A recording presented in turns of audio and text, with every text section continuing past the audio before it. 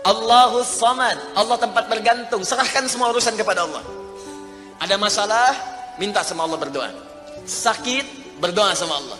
Punya persoalan, gantungkan diri kepada Allah. Ikhtiar. Itu ketika kita amalkan seperti itu, baru begitu saja, itu langsung turun sebuah keterangan dari Nabi SAW. Jika Anda mampu mengamalkan satu surah ini saja, ini rahasia.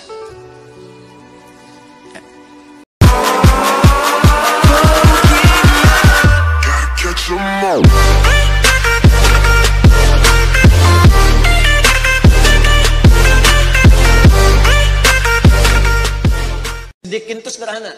Setiap Anda baca Quran, yakini, amalkan. Sedikit tuh. Misal, saya mau baca dulu nih. Saya pengen jadi orang ikhlas, baca Al-Ikhlas.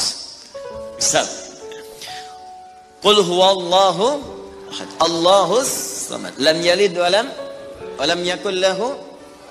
Lihat terjemahannya, lihat keterangannya, yakini itu, jangan ragu. Dan praktekkan dalam hidup. Qul huwallahu ahad, katakan hanya Allah yang esa. Sudah, berarti jangan katakan yang lain lagi. Komit dengan tauhid itu. Komit dengan keislaman kita. Jaga betul dengan baik. Allahus Samad, Allah tempat bergantung. Serahkan semua urusan kepada Allah. Ada masalah, minta sama Allah, berdoa. Sakit, berdoa sama Allah. Punya persoalan, gantungkan diri kepada Allah. Ikhtiar. Itu ketika kita amalkan seperti itu, baru begitu saja, itu langsung turun sebuah keterangan dari Nabi SAW. Jika Anda mampu mengamalkan satu surah ini saja, ini rahasia. Inilah rahasia. Ada seorang sahabat, hadisnya sahih, dikutip kemudian oleh Sayyid Qutb juga dalam kitabnya Al-Aqaid Al-Islamiyah. Syekh Muhammad Nasruddin Al-Albani pun mensahihkan hadis ini. Ketika Nabi selesai kemudian menunaikan salat, terdengar seseorang berdoa. Perhatikan doanya. Doanya menggunakan pembuka surat Al-Ikhlas. Saking yakinnya Siddiq dengan ayat ini, dan dia mengamalkan kandungan isi surahnya, dia membuka doanya dengan surah ini. Saking yakinnya dengan surah ini. Perhatikan kalimatnya. Allahumma ushhidu bi annaka antal ahadus samad, alladzi lam yalid wa lam yulad wa lam yakul lahu kufuwan ahad. Allahumma inni as'aluka an taghfira liya. Hadisnya sahih.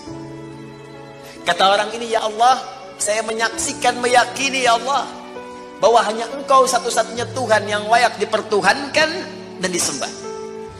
Aku meyakini bahwa satu-satunya Engkau adalah Tuhan yang menjadi tumpuan dalam setiap permohonan. Engkau tidak beranak dan tidak diperanakan, dan tidak ada sekutu bagimu. Aku nggak minta banyak ya Allah, aku hanya mohon ampuni dosa-dosaku.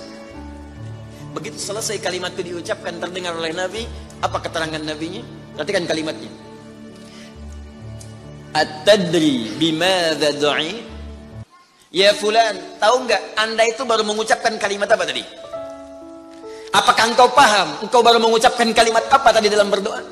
Kata orang ini, wallahu wa rasuluhu a'lam. Ya Rasul, saya nggak paham apa yang dimaksudkan kecuali Allah dan Rasul yang lebih mengetahui. Ini adab. Adab, walaupun gini, kalau Anda sedang mengerjakan sesuatu dan Anda paham dengan itu, kalau ada orang lebih pintar daripada kita, ustadz, ulama, apalagi nabi, nanya pada kita, maka adabnya bilang aja nggak tahu. Karena boleh jadi mereka memiliki hikmah yang belum sampai kita kepadanya. Kalau kita jawab, saya tahu ya Rasul, nggak akan nyampe kalimat nanti. Ya. Jadi kalau Anda sedang mengerjakan sesuatu, zikir misalnya, la ilaha illa anta subhanaka inni kuntu minadh dhalimin. Tanya ustaz, datang ustaz, masya Allah pak, zikirnya bagus banget. Tahu nggak maksudnya?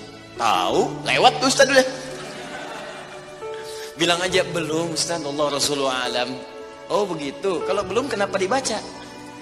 Ya, saya pernah dengar saja, maka diterangkan. Begini maksudnya Pak, begini, Anda dapat ilmu baru. Makanya sahabat seringkali kalau ditanya Rasulullah, bilangnya Allah wa Rasulullah a'lam.